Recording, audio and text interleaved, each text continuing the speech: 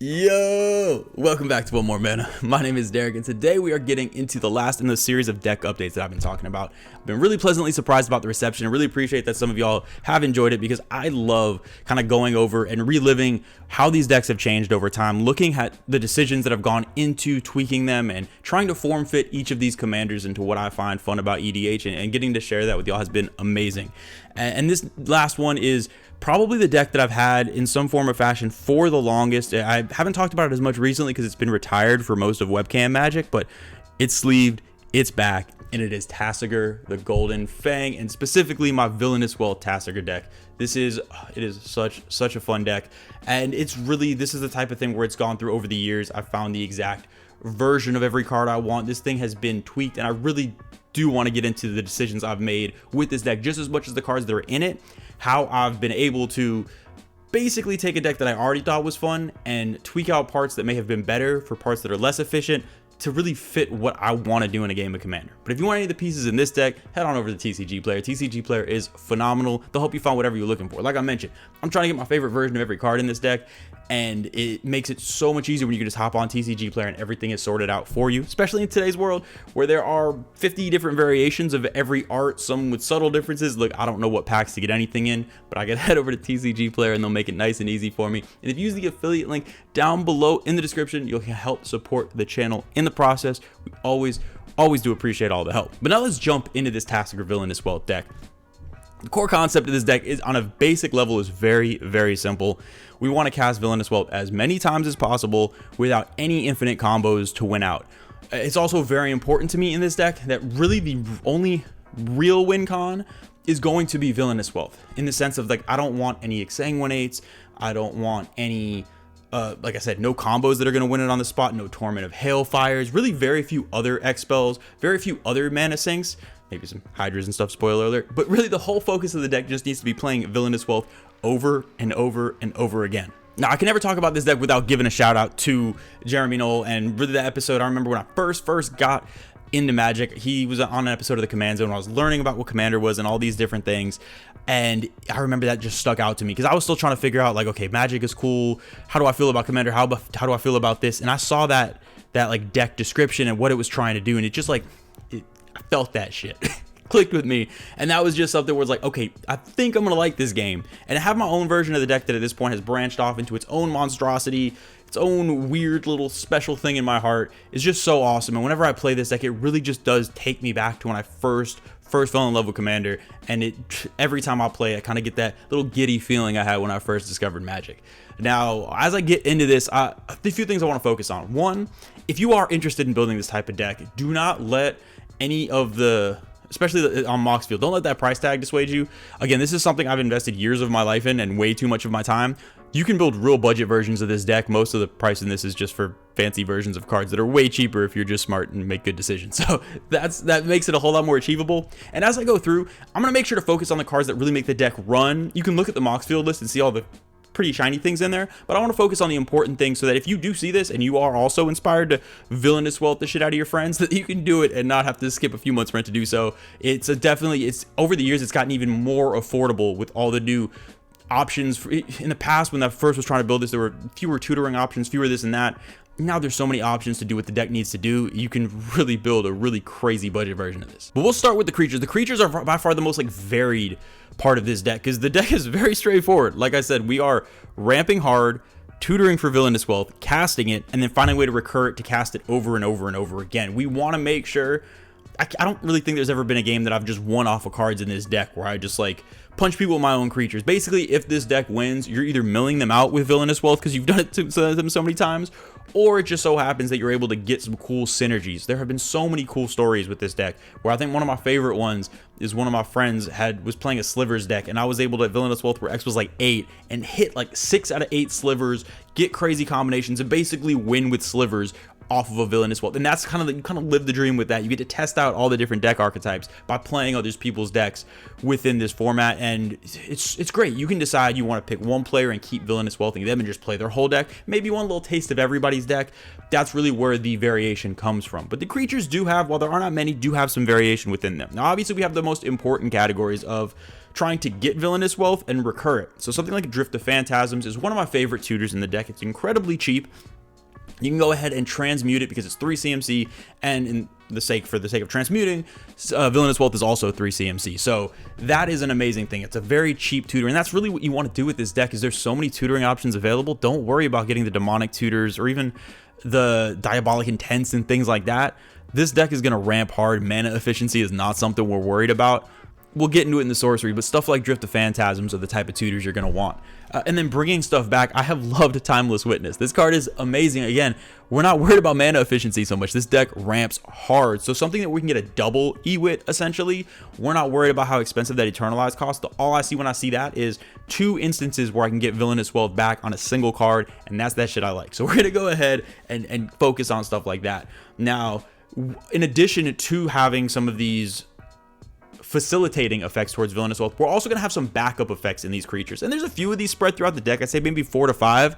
There are going to be times where you either can't get to Villainous Wealth, it gets exiled, you're not in a position to do it. You want to have some backup effects, or if you get into a situation where you do Villainous Wealth someone for like 10, get a bunch of their pieces, you want to be able to pick and choose more parts of their deck so you can get their engines going. So stuff like the Scarab God, which y'all already know how much I love the Scarab God, and Thief of Sanity are wonderful, because if you go ahead and get a chunk of somebody's deck and start playing with it, all of a sudden you can start pinpointing pieces out of their graveyard to get their synergies going. If you're playing the Scarab God, or with Thief of Sanity, picking and choosing even early game, this is great. If you see, okay, somebody's playing dragons, I want to play dragons today, get that Thief of Sanity out. It's only a 3-drop. Start hitting them early, picking and choosing cards to exile to save for later when you Villainous Wealth and just bam, breathe fire on everybody. That is one of the most fun things about this deck, where you kind of pick and choose and you're basically playing their deck without them knowing it. It's a great time, and these cards really supplement that well. Now, another thing with the creatures is I always like to keep 3 crazy 7-drops in the deck at any given time, and these get swapped out basically depending on how strong I want this deck to be is what I make these 7-drops. And the reason that is because Tasigur is a 6-drop, we can get out much earlier with Delve, Birthing Pod, Neoform, and if you wanted to throw in Eldritch Evolution as well, I just run 2 of the effects in here.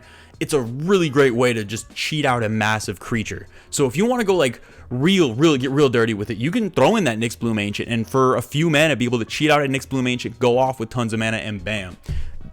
Phenomenal effect. But let's say you do that too many times and it's too strong, swap that out for a Runescar Demon and just be able to tutor for Villainous Wealth easier, and you have another way to get Villainous Wealth out. My 2 personal favorites that I have in here in addition, Nezahal. I run Nezahal in every deck that I can, but again, a big 7-drop, you can cheat out with one of those effects and have a cool engine to get going if everything else is failing.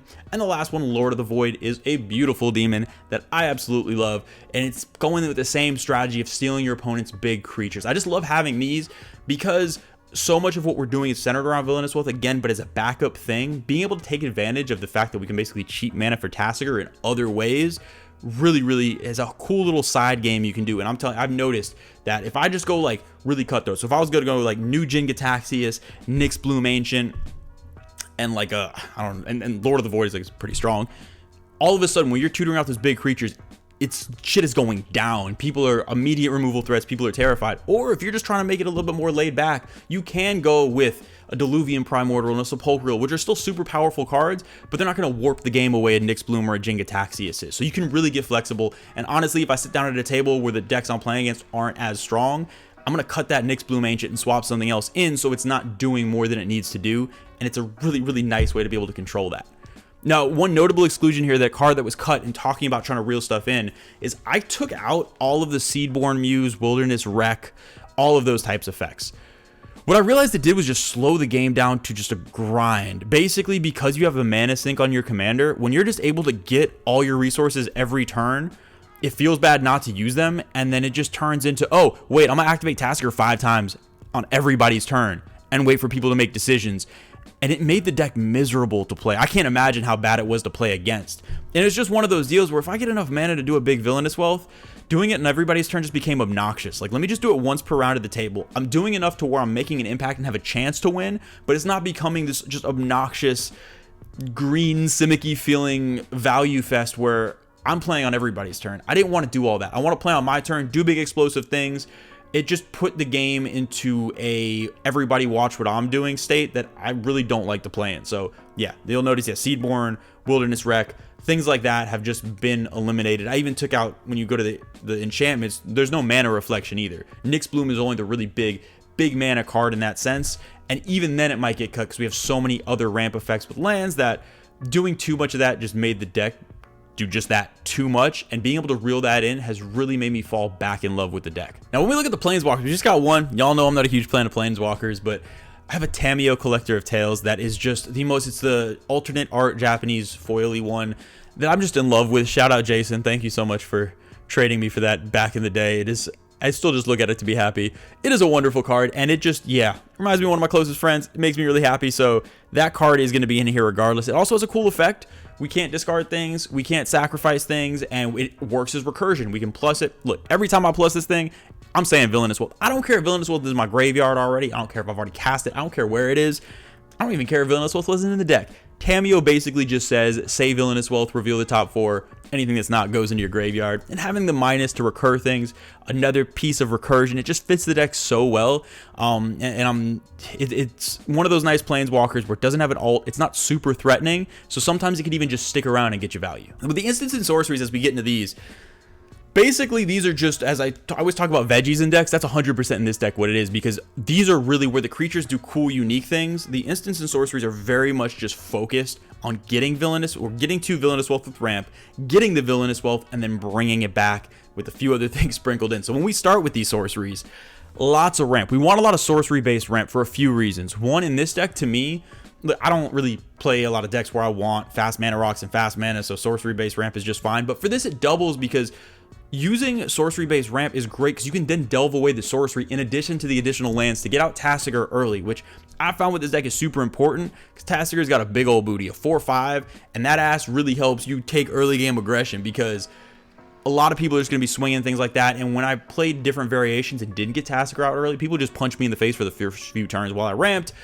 And my life total was so low by the time my deck got going that I was just always losing. So it's a very nice thing to be able to speed Tasigur out like that. But yeah, lots of sorcery-based ramp based on the land package you want in the deck. If you just go all basics in this deck with all basic land ramp, you're still going to have a fucking great time. But if you get really fancy with the Cabal Coffers and Urborgs and other lands that I'll get into, that's when you can go with the more land tutoring cards, maybe some Sylvan Scryings or Nylea's Interventions that aren't necessarily ramp but more tutoring for lands. Or you can even get into this stuff like Hour of Promise, where you're ramping and selecting specific lands. You can kind of sculpt that to how you do it. I've put all my fancy expensive lands into this deck, so I'm running a lot of the land tutors. But from playing the deck, honestly, like the Urborg and Cabal Coffers is kind of clutch. But even just sorcery-based ramped will let you do what the deck wants to do. And then the tutor package, I'm running a few different sorcery-based tutors, like Dark Petition, Increasing Ambition, and then I have a Demonic Tutor in there. But Diabolic Tutor is going to do the same thing for you in this deck. We are not mana hungry at all. So it's really whatever tutors you can get your hands on. I'm in the range of about 6 to 7 things that can grab Villainous Wealth in this deck to tutor for it.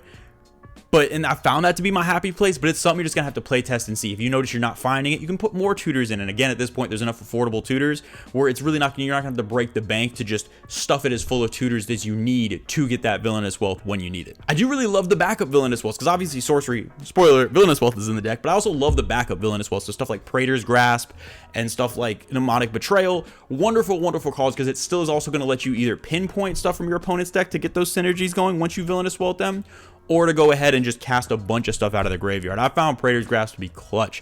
One of my people in my play group, shout out Danny, plays a lot of life gain. And if ever in a situation where I get a bunch of his life gain pieces, Praetor's Grasp will let me go get that Aether Flux to finish the game off. And it really lets you basically tutor your opponent's deck to figure out whatever that spark is that gets their deck going. With the instance, we have a lot of our interaction. Now, I've tried to get some of the interaction in to stay on theme. So I love stuff like Memory Plunder and Narset's Reversal because I want to be able to play my opponent's stuff in addition. So Memory Plunder is great because I can use my opponent's removal spells, which I find more fun for this deck, and Narset's Reversal has the double effect of being able to copy and bounce back your Villainous Wealth and try to copy your opponent's spells, which is super, super fun. But yeah, this is a lot of the targeted pinpoint interaction in addition to, so one of the most important things is going to be instant speed retrieval of that Villainous Wealth. So Nauseous Revival and Reclaim, two of the best cards in this deck because you don't want to have a situation where someone Bojuka Bogs you, or you don't want to have a situation where someone tries to Deathrite Shaman away your Villainous Wealth. You want to be able to instant speed, get that back to the top of your library and protect it.